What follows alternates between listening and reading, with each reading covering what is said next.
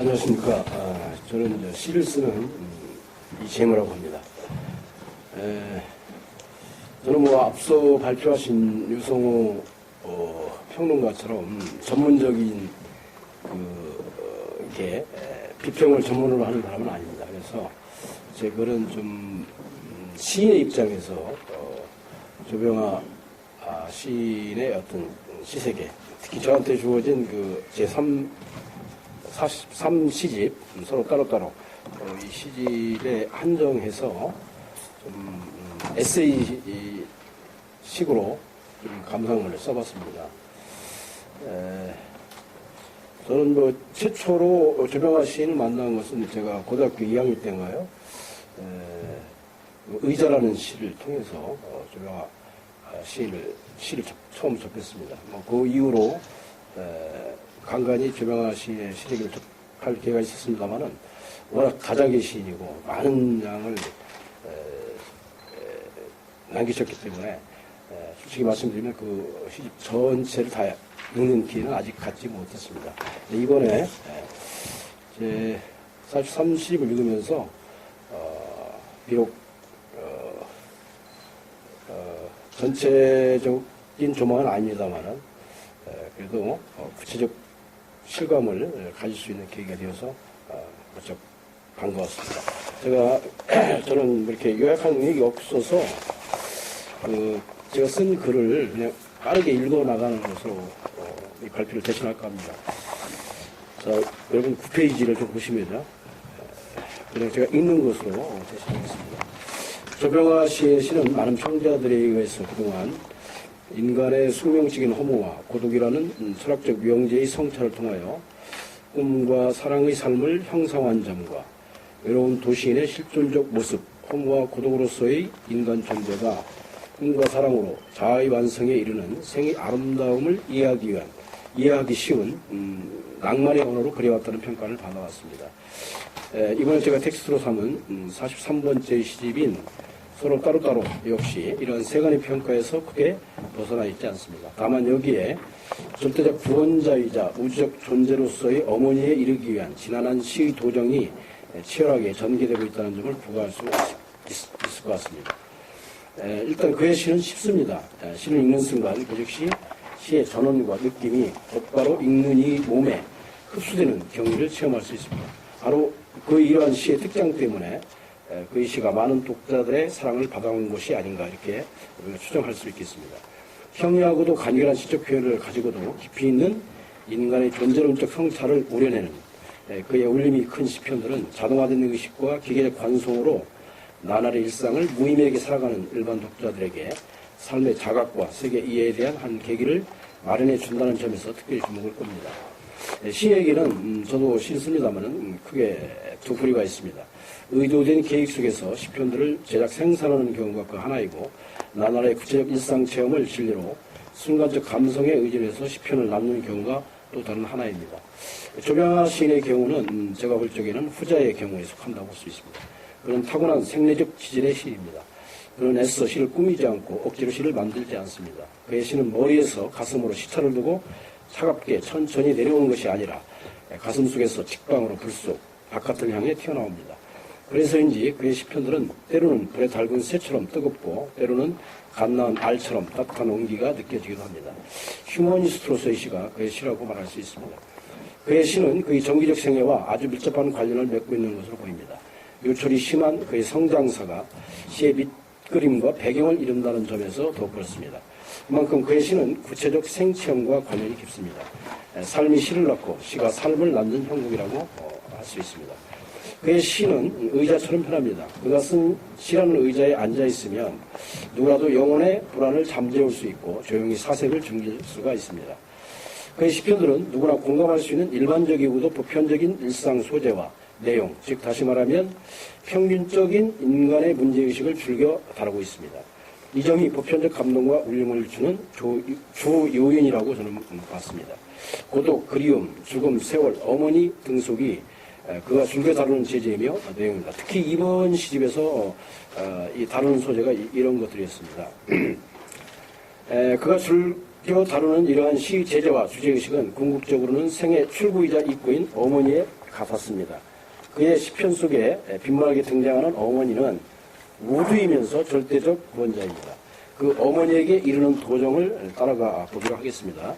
제43시집을 읽다 보면 인생, 이별, 어머니, 윤회 등 속의 시어들을 자주 만날 수 있습니다. 또한 시어로 등장하지는 않지만 시의 배경과 이면에는 시간에 대한 사유가 적지 않게 들어있음을 알 수 있습니다. 시인이 비록 의식하고 쓰지는 않았겠지만 유독 친족 계열의 시어들과 시간에 대한 사유가 거듭 반복하여 쓰였다는 것은 내면 안에 잠복해 있는 이것들에 의해서 시인의 나날의 일상이 알게 모르게 집에 당해왔음을 반증합니다. 먼저 인생을 언급한 시를 살펴보겠습니다. 서로가 필요해서 한동안 길을 같이 엉겨서 동반하다가 따로 자기의 길을 가는 외톨, 이것이 인생이런가. 봄, 여름을 한동안 열이 올라 나비와 벌들이 부지런히 꽃을 그리워 찾아다니다가 열매를 맺으면 식어서 자취 없이 사라지세.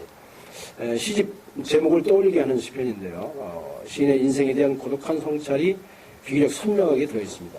서구 실존주의가 명명한 인간 존재에 대한 규정이나 명제를 굳이 빌리지 않더라도 인간은 누구나 예의 없이 자발적 의지로 태어난 사람은 없습니다. 누구나 부조리한 상황 속에 내던져진 필수적 존재일 뿐입니다. 그렇게 내 의사와 상관없이 태어나서 가족 구성원이 되고 자라서는 학교에 가고 졸업 후에는 직장을 얻고 배우자를 만나서 가정을 이루게 됩니다. 그렇게 태어나 살아면서 우연의 계기에 의해 사람들을 만나 정을 나누고 의기투합을 하고 스크럼을 짜고 그러다가도 분열을 하고 갈등하고 이별하고 외로움을 겪기도 합니다.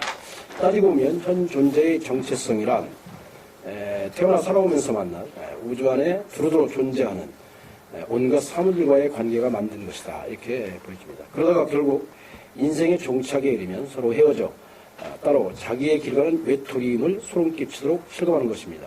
그러니까 시 서로가 필요해서는 바로 이러한 내용을 함축하고 있다, 그렇게 저는 봤습니다. 그 다음에 다음의 시를 또 보면요. 고독한 사람에게 하늘이 너무나 높습니다. 길 가는 나그네에게 1월이 너무나 멉니다. 그와도 같이 집이 없는 사람에게 인생이 너무나 많습니다. 감당할 수 없이. 고독한 사람은 자주 하늘을 바라볼 것입니다. 지상에서 유한해 줄 아무것도 찾지 못한 이들은 하늘에서 대신 유익거리들을 찾으려 할 것이고, 그러다 보면 자연 생각도 많아질 것입니다. 길 가는 나그네에게 시간처럼 귀한 것이 어디 있겠습니까? 우리는 모두 길 가는 나그네입니다. 길은 인생을 표상합니다. 그러나 누구도 길을 걷는 동안 시간의 주인이 되어 살아가는 이가 얼마나 되겠습니까? 가도 우리가 가닿고 싶은 1월, 시간은 늘 멀리 있습니다. 집이 없는 사람은 안식이 없는 사람입니다. 평화가 없는 사람입니다. 마음 안에 불안이 어슬렁대는 사람입니다. 가만히 서 있어도 영혼이 깃발처럼 펄럭이는 사람입니다. 이런 사람에게는 인생이 너무나 많다라고 시인은 말합니다. 인생은 참으로 알 수가 없습니다. 인생은 물질이 아닙니다. 물질이 아니므로 첨단 과학으로도 인간의 비밀을 밝힐 수는 없습니다. 아무리 의술이 발달해도 인간의 고독을 근본적으로 치유할 수는 없습니다. 안식과 휴식이 없는 사람은 생각이 더 많아질 것이고, 또 가야 할 또 생의 짐 또한 훨씬 더 버거울 것입니다. 지고 가야 할 짐이 훨씬 더 버거울 것입니다. 시는 휴머니즘 관점에서 인생을 바라보고 있습니다. 인용한 두 편의 시를 통해서도 알 수 있듯이 그의 인생관은 허무주의 토양 위에 뿌리를 내리고 있습니다. 그러나 이러한 그의 허무주의는 여타의 음습한 절망이나 비관과는 촌수가 멉니다. 그의 고독과 허무주의는 인생의 현실 넘어 긴 영원, 즉 죽음을 바라보고 있기 때문입니다. 나가 그 죽음을 편하게 인정하고 수긍하는 긍정의 세계관을 보여주고 있기 때문입니다. 그 밑에 그 시 고요한 인생이라는 시가 있는데요. 바로 그 밑에 해설로 들어가겠습니다. 이 시편을 지을 당시에 시인은 자신의 나이를 인생의 저녁으로 인식하고 있습니다. 저녁이 다하면 밤, 즉 죽음이 올 것입니다. 우리는 이 시편을 통해서 밤 직전의 저녁을 대하는 시인의 조용한 내면을 읽을 수가 있습니다. 그는 지금까지 긴 여로를 걸어와 밤의 입구인 저녁에 들어서고 있습니다. 그에게 저녁은 고력한 천지입니다. 그렇지만 이러한 저녁에 그는 전혀 동요하거나 다음 장 불안해하지 않습니다. 그러기는커녕 오히려 고향에 다가오는 느낌으로 밤을 맞고 있는 것입니다. 그렇다는 것은 그가 죽음을 부정적으로 인식하지 않고 자연의 질서로 이해하며 긍정하고 거기에 순응하고 있다는 것을 뜻합니다. 이렇듯 그의 허무적 인생론은 얼핏 세계에 대한 부정과 절망으로 오해할 소지가 있으나 그 이면을 들여다보면 오히려 그 반대로 자신의 세계를 자연과 우주의 순환하는 질서 안으로 수용하는 대긍정의 세계관이 내재하고 있음을 알 수 있습니다. 이것은 인생을 예정된 조화와 운명으로 수납하는 인식. 다시 말하면 시간은 직선으로 달려가지 않고 이 직선으로 달려가는 것은 저 서구적 시간관인데 다시 말하면 서구의 그 종말론적 시간관이죠. 예수 탄생을 기점으로 해서 종말을 향해서 직선으로 달려가는 시간관. 그런데 우리 조병하 시인은 그런 그 서구적 종말론적 시간관이 아니라 동양적 시간관, 순환 반복하는 동양적 시간관에서 세계를 바라보고 있습니다. 밑에 이제 먼 길 가는 설세를 위하는 시인데요. 여기 나와 있는 그 새, 힘겹게 같은 속도를 유지하면서 질서 있게 대열지어 예정된 시간을 향하여 줄기차게 나가고 있습니다. 이런 시가 있는데 이 시에서 나오는 바로 철새는 객관적 상관물로서의 시의 인생을 표상한다고 할 수가 있습니다. 여기에서도 보면 예정된 곳으로 예정된 시간을 향해서 새가 나아가고 있다. 이것은 바로 우리 인생이 그러한 것이다. 예정된 것을 인정하는 세계관이기 때문에 그것이 바로 긍정의 세계관이다. 이렇게 저는 봤습니다. 조병하 시인의 시편속 화자들은 거의 대개가 시인 자신과 일치합니다. 다시 말하면 그는 개성적인 시쓰기에 능한 시인입니다. 그는 1인칭 주인공 시점으로 자신의 내면을 토로하는 시를 즐겨 씁니다. 그런 만큼 시적 주체와 시적 대상 사이의 미적거리가 결핍되어 있습니다. 인생 못지않게 많이 나오는 화두가 이별인데 이때 이별의 주인공은 다름 아닌 시인 자신이라고 할 수 있습니다. 그런데 모든 일상의 이별이 그러하듯이 시 속에서 이루어지는 이별 또한 애틋하기 그지없습니다. 그러나 시편 속 화자는 이별에 대해 호들갑스럽게 반응하지 않습니다. 슬리처럼 담담하게 그것을 받아들입니다. 이별 또한 피할 수 없는 자연의 입법이라고 생각하기 때문입니다. 여기서 우리는 그의 자연에 순응하는 삶의 태도를 엿볼 수 있습니다. 살아있는 모든 것들은 살면서 누구나 이별을 체험합니다. 사람이라고 다룰 수 있겠습니까? 아니 사람이라서 더욱더 오감으로 전율하며 별일을 이별을 체험하는 것 아니겠습니까? 공항은 이별이 빈번히 오고 가는 곳. 떠나는 사람 남는 사람. 마음이 바쁘다. 이제 떠나면 언제 다시 만나리. 이제 떠나면 언제 다시 이곳에 오리. 그저 듣는 것 보이는 것이 이별이다. 아 인생이라는 낯설은 곳. 얼마나 많은 이별이었던가. 자 공항이라는 시인데요. 산다는 것은 이 시처럼 이 시에서 말한 것처럼 이별과 만남의 연속입니다. 그러나 이별이 마냥 부정의 의미만을 내포하는 것은 아닙니다. 이별이 있어야 더 큰 만남과 성숙이 이루어지는 경우도 있기 때문입니다. 과일나무는 가지의 꽃과 이별해야 열매를 만날 수가 있고 학생들은 학교와 헤어져야 상급학교 나가서 사이를 만날 수가 있습니다. 냇가와 헤어진 물은 강물로 열리고 강과 헤어진 물은 바다에 이를 수 있는 것입니다. 시인의 이별에 대한 생각도 이와 크게 다르지 않습니다. 그러하기에 슬픈 이별을 아프고 절절하게 노래하면서도 그 노래가 마냥 칙칙하거나 어둡지만은 않습니다. 소년의 열정으로 돌아가 이루어지기 힘든 사랑을 노래하고 있지만 그 격한 감정을 감정으로 거역하려 들지 않습니다. 요컨대 어쩔 수 없이 맞닥뜨린 정황을 숙명으로 인식하려는 태도를 보여주고 있는 것입니다. 지금 내가 사랑한다 한들 또 하나의 이별을 당신에게 주게 되는 것을 지금 이렇게 늦은 세월에 내가 당신을 사랑한다 한들 머지않아 내게 생명이 끝이 와서 어진 당신에게 또 하나의 쓰라린 이별이 되는 것을 이렇게 늦게 서로 만나서 숨어서 뜨거워진 이 그리움 어쩔 수 없이 내가 지금 당신을 사랑한다 한들 나의 세월 끝에서 서로 헤어져야 하는 것을 속절없이 시 숙명이라는 것인데요. 사랑의 감정은 늙지 않습니다. 또한 감기처럼 사랑에는 면역성이 없고 재채기처럼 숨길 수도 없습니다.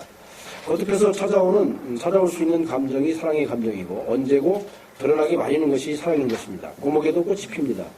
고목에 피는 꽃도 젊은 나무가 피우는 꽃과 하등 다를 바 없습니다. 벌나비는 수령과 나무의 나이와 상관없이 나무들이 피우는 꽃들을 차별하지 않습니다.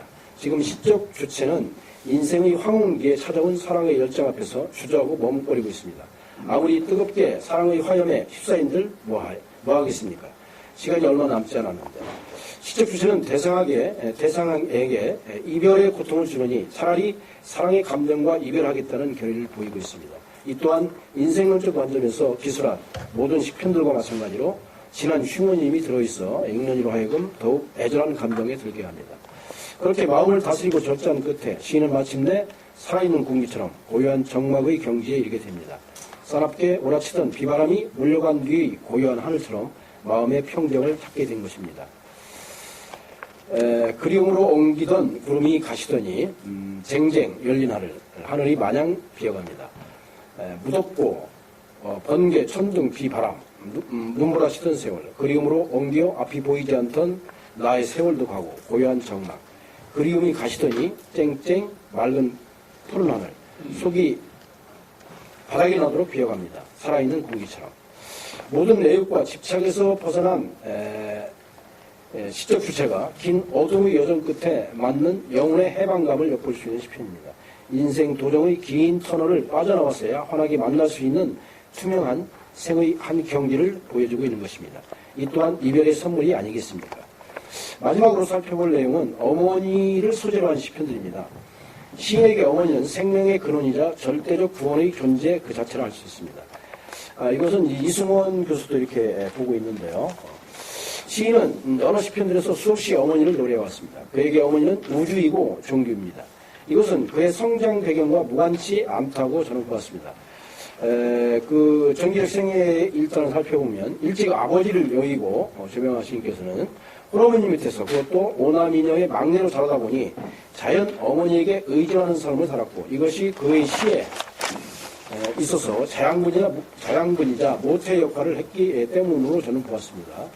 그는 철저하게 자신의 생체험을 중심으로 한 시편들을 써왔기 때문입니다. 그렇다면 그에게 어머니는 어떤 존재였을까요? 그에게 어머니는 혈육 이상의 의미를 지닌 존재였습니다. 어머니는 스승이고 신이자 우주였습니다. 그는 늘 어머니를 의식하고 살았습니다. 어머니가 지시하는 대로 인생이라는 긴 여정을 걸어왔고 어머님이 인도하시는 대로 넓고 밝고 편안한 인생의 여정을 고맙게 살아왔던 것입니다. 그런 만큼 그는 이 세상에서 어머님이 주신 목숨만큼 돌아다니다가 어머님이 부르시면 이곳에서 사라지겠다고 말합니다. 이때 어머니란 종을주이면서 절대자입니다. 생사를 관장하는 이가 바로 어머니이기 때문입니다. 사람은 누구나 어머님에게서 나와서 어머님에게로 돌아가는 것, 돌아가면서 부처님도 생전에 겪으신 산다는 거, 만나는 거, 헤어진다는 거, 슬프다는 거, 쓸쓸하다는 거, 외롭다는 거, 느낀다는 거, 깨닫는다는 거, 즐겁다는 거, 늙는다는 거, 병든다는 거, 죽는다는 거 다 겪어서 어머님이라는 저 거대한 침묵 속으로 돌아가는 겁니다. 사람은 누구나 어머니에게서 나서 어머니에게 돌아가는 것이라고 시적 주체는 말합니다. 이때 어머니는 자연이자 우주이고 절대자입니다. 우리는 모두 자연에서 나서 자연으로 돌아가는 존재입니다. 시인은 서양 근대 이원론적 세계관이 아니라 동양의 이론론적 세계관으로 세계와 대상을 인식하고 이해합니다. 시간관 또한 근대의 직선론적 시간관이 아니라 동양의 순환적 시간관을 가지고 우주 안에 편재하는 사물들과의 관계를 인식하고 있습니다. 그의 시집에 불교적 윤회설과 문명 비판적 시각의 시편들이 많은 것도 이와 관련이 깊다고 보여집니다. 더불어 그가 어머니를 자연 혹은 우주로 인식하고 있는 것도 이러한 세계관과 시간관을 지니고 있기에 가능한 것입니다. 생명은 돌고 돌다가 벌레가 되었다가 새가 되었다가 소, 돼지, 개, 고양이, 양, 닭이 되었다가 코끼리가 되었다가 고래가 되었다가 가련한 곳이 되었다가 다시 미세한 벌레가 되었다가 아름다운 꽃이 되었다가 나무가 되었다가 생명은 돌고 돌아 내가 되었다가 내가 되었다가 그리고 또 다른 시 우주여행이라는 시를 보면요. 세월은 우주로 가는 희비애락을 가득히 실은 완행열차 그 틈바구니에 끼어 내가 실려가고 있습니다. 어머니를 찾아서 앞서 전자의 시는 불교의 윤회설을 다룬 시이고 후자의 시는 인생이란 결국 우주 어머니에서 나서 우주로 즉 어머니로 돌아간다는 순환적 시간관을 내포하고 있습니다. 이렇듯 그에게 우주 즉 어머니란 생명의 근원이며 절대적 구원자입니다. 그가 인생을 말하고 앞서서 제가 그 인생론적 관점 또 이별의 관점 이런 시편들을 중심으로 진술을 했습니다마는 결국 이런 것들도 이런 인생을 말하고 고독을 말하고 이별을 말하고 또 기다림을 말하고 이 밖에 무수한 감정의 세목들을 시인들이 많이 드러내고 있습니다만은 결국엔 그 종착에 이르러서는 결국 어머니로 돌아가기 위한 여정일 뿐입니다. 어머니에게서 나온 존재인 시인은 살아가면서 실존적 고독과 방황을 겪다가 어머니 나라에 안착해서야 비로소 안식과 평화를 구한다는 그런 일관된 시세기를 보여주고 있습니다. 따라서 시인이 살아생전 그토록 애지중지 여겼던 시도 따지고 보면 제가 볼 적에는 그렇습니다. 결국 신자인 시인에게 있어서 신이신 어머니에게로, 즉 우주로 돌아가기 위한 구두의 한 방편에 지나지 않을는지 모르겠습니다. 뭐 이렇게 급하게 읽었습니다만 저는 제 43시집을 이런 어머니로 돌아가기 위한, 즉 다시 이때 말하면 어머니는 혈육의 존재이면서 자연, 우주의 존재, 이런 중의적 뜻을 갖고 있는데요.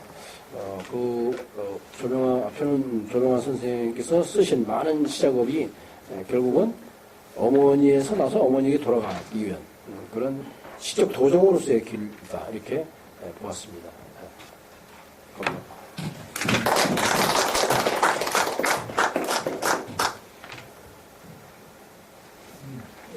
43시집 서로 따로따로 시집입니다. 이정 시인께서 조명화 시집 43시집이 서로 따로따로 나오는 여러 가지 인생론적인 이야기, 또 존재론적인 이야기, 그 다음에 또 고독이나 그림이나 이별이나 죽음이나 세월이나 이런 감정을 드러내는 이야기들이 결국은 어머니로 회귀하는 도정의 그런 그 과정의 제 감정과 또 그런 결과로서의 시다, 이런 말씀을 구체적인 시를 읽어서 보여드리면서 설명해 주셨습니다. 전반적인 어떤 특징이면서 또 결국은 궁극적인 어떤 내용이 담긴 그런 부분이었습니다. 이따 그러면 이신께도 혹시 질문할 것이 있습니까? 같이 질문하도록 하겠습니다. 고맙습니다. 다음 질문.